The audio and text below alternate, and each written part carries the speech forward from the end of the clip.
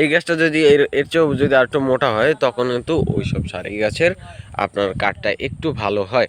কিন্তু আপনার এই পিছে যে গাছটা দেখা যাচ্ছে এরকমের যদি চিকন চিকন গাছ হয় তখন কিন্তু ওই গাছগুলো বেশি ভালো হয় না।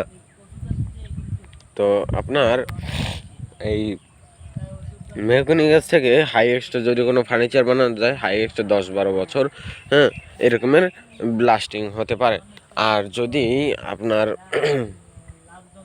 এই চাম্বল গাছ, যে চাম্বল গাছটার কথা যদি আসি, তো চাম্বল গাছটার অনেক ক্ষতির দিকও আছে এমনকি উপকারের দিকও আছে। ওটা বলতে গেলে কোনো কাজে লাগে না বললেই চলে। তো আপনার এই রেন্ডি গাছের চেয়ে দাম কম হচ্ছে কি আপনার চাম্বল গাছ, হ্যাঁ। আবার এর যে আপনার যে মেহগনি গাছটা, হ্যাঁ, চাম্বল গাছের চেয়ে আবার মেহগনি গাছটার দাম বেশি। তো রেন্ডি গাছের পর হচ্ছে গিয়ে চাম্বল গাছের দাম কম।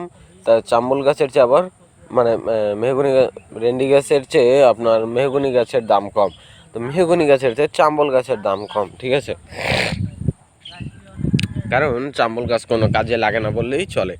কারণ ওইটার হচ্ছে কি আপনার চাম্বল গাছটা যখন কাটবেন, কাটার পর দেখবেন ওটা একদম সাদা, ওটার সারি অংশ খুব কমই। যদি অনেক বড় মোটা হয় তখন দেখা যায় হালকা সারি হতে পারে। তো ওই যে সারির যে অংশটা, হ্যাঁ, মানে আপনার গাছটা দিয়ে যদি কেউ ফার্নিচার বানায় তখন তো ওই ফার্নিচারটা মানে আপনার 10-12 বছরের বেশি লাস্টিং করবে না। কারণ ওই ফার্নিচারটা গ্রাম অঞ্চলে বা অন্যান্য যেখানেই হোক না কেন, হ্যাঁ, ঘনে খায় প্রচুর পরিমাণে। আর ওই কাঠটা অনেক হালকা। কাঠটা যখন সমেলে নিয়ে ফাড়াবেন তখন দেখা যাবে যে হালকা হলুদ কালারের, কারণ কাঠটা মোটেও সারি নয়। আর ওই কাঠটা ওই যে গাছটা কিন্তু আপনার এই ঝড়বন্যায় পড়ে যায়, মানে অনেক বড় হয়, তো অনেক মানে উঁচু হয়, ঠিক আছে।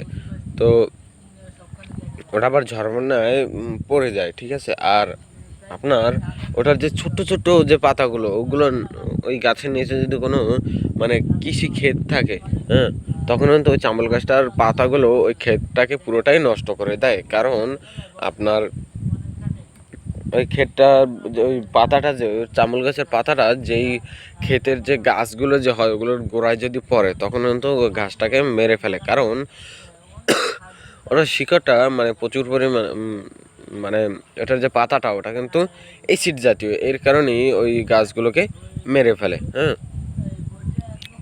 তো এই যেখানে এই চামল গাছ আছে সেখানে কৃষি না করাই ভালো, কারণ সেখানে কৃষিতে তেমন একটা লাভবান হওয়া যায় না।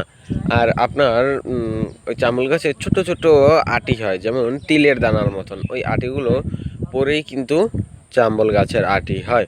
আর রেন্ডি গাছের মানে চাম্বল গাছের গাছ হয়। আর ওই যে রেন্ডি গাছের একটা ফল হয়।